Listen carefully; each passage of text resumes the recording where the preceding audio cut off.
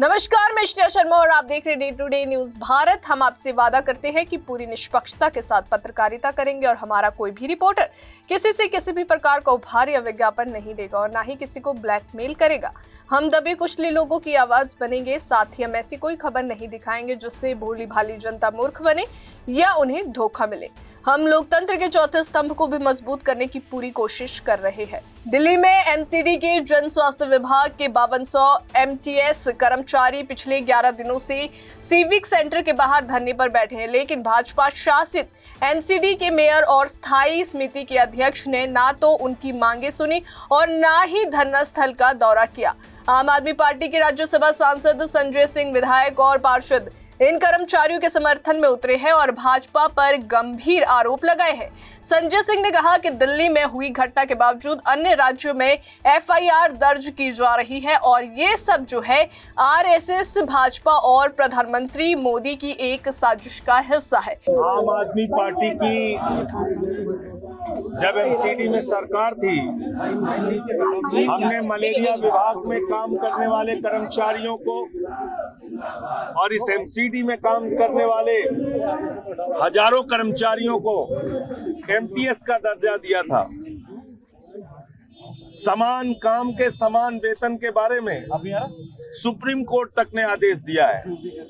MCD में जब हमारी सरकार थी, दिल्ली में हमारी सरकार थी, हमने इनके लिए आदेश किया, इनको एमटीएस का दर्जा दिया, इनके पक्ष में फैसले लिए।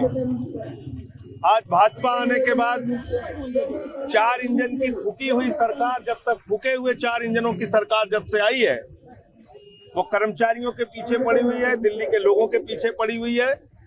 इसलिए इन लोगों की मांगों का समर्थन हम लोग कर रहे हैं, इनके साथ खड़े हैं। आज इनके आंदोलन में हमारे विधायकगण, पार्षदगण, सब लोग हम लोग शामिल हुए। मेयर जो हमारे पूर्व रह चुके हैं, यहाँ के विपक्ष के नेता रह चुके हैं, विधायक हैं, सब लोग यहाँ इनके आंदोलन में शामिल हुए हैं और ये भरोसा दिलाना चाहते हैं कि इन हजारों कर्मचारियों का अधिकार जब तक इनको नहीं मिल जाता, इनकी लड़ाई में हम लोग इनके साथ रहेंगे और इनके पक्ष में फैसला हो। ये चारों इंजन अगर मेरी बात को सुन रहे हैं तो काम करना शुरू कर दें, वरना आपके इंजन का कबाड़ा दिल्ली की जनता और कर्मचारी मिलकर करेंगे। सर, जस्टिस गवाई की बहन ने कहा है कि ये संविधान पर हमला है, जो जूता फेंकने की घटना। देखिए, ये भारतीय जनता पार्टी और आरएसएस मोदी जी की साजिश है।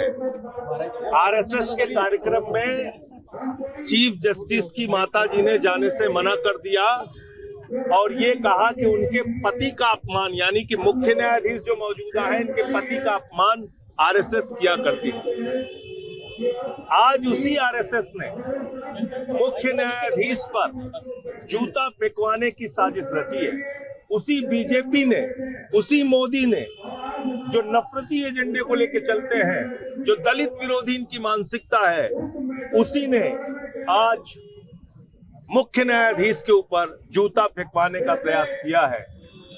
एक दलित का बेटा कैसे मुख्य न्यायाधीश की कुर्सी पर बैठ गया, ये बर्दाश्त नहीं कर पा रहे हैं। आप बताइए, जूता फेंकवा रहे हैं। जूता फेंकने वाला वकील कह रहा है कोई अफसोस नहीं है उसको, कोई अफसोस नहीं है। जो लोग गाली गलौज करते थे सीजीआई को, उनके वीडियो जारी हुए हैं, उनके खिलाफ कोई कार्रवाई नहीं हो रही है। बीजेपी का राष्ट्रीय प्रवक्ता उस अजीत भारती नाम के व्यक्ति को, जो सीजीआई के बारे में अनाप शनाप गाली गलौज की बातें कर रहा है, उसको बचाने के लिए थाने जा रहा है। और आज वो अजीत भारती नाम का व्यक्ति मोदी जी से गुहार लगा रहा है कि मालिक हमारी रक्षा करो। पंजाब में एफआईआर हो गई है। तो इसलिए पूरे देश के समाज के दलित, शोषित, वंचित वर्ग के लोगों को जागना पड़ेगा और समझना पड़ेगा कि बीजेपी छुआछूत के युग में भारत को ले जाना चाहती है, जहां दलित के गले में हांडी बांध के और पीछे झाड़ू बांध के उसको चलने के लिए मजबूर किया जाए।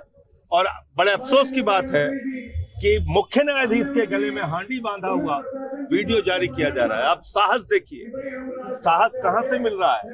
मोदी से मिल रहा है, बीजेपी से मिल रहा है, आरएसएस से मिल रहा है। ये लोग कह रहे हैं सरकार भी हमारी है, सिस्टम भी हमारा है, हम नफरत भी फैलाएंगे, चीफ जस्टिस को भी मारेंगे।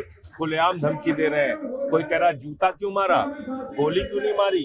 कोई कह रहा थूक देना चाहिए, ये सब कुछ हो रहा है। तो इसलिए हम लोग इस पूरे मामले में देश के मुख्य न्यायाधीश के साथ में उनके पक्ष में खड़े हैं। दिल्ली से देवेंद्र सिंह की रिपोर्ट। अभी के लिए फिलहाल इतना ही। देश और दुनिया की ताजा खबरें जानने के लिए देखते रहिए day to day news Bharat और हमारे चैनल को लाइक और सब्सक्राइब करना ना भूलें।